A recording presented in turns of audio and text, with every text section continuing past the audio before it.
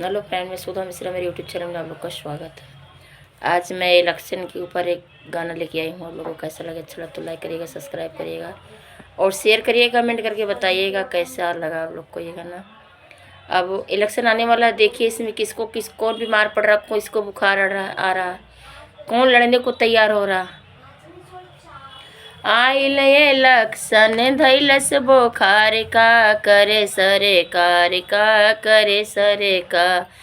के करे आवे जड़ैया हो, के करे ही बोखार, के करे आवे जड़ैया हो, के करे ही बोखार, के करे आवे रतौनी हो, सूझे नाही रा।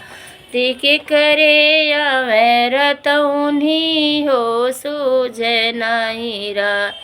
राहुल के आवे जड़ैया हो, माँ अखिलेश के बोखारे। राहुल के आवे जड़ैया हो, अखिलेश के बोखार। मायावती के आवे रतौनी हो, सूझे नाही रात। केजरीवाल के आवे रतौनी हो, सूझे नाही रात।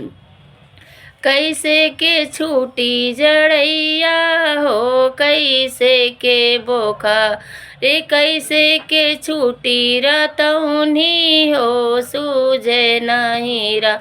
ते कैसे के छूटी रतौनी हो, सूझे नाही रा।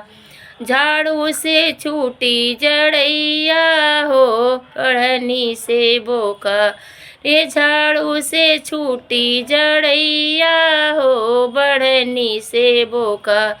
बीजेपी छोड़ाई रतौनी हो, सूझे लागी रा।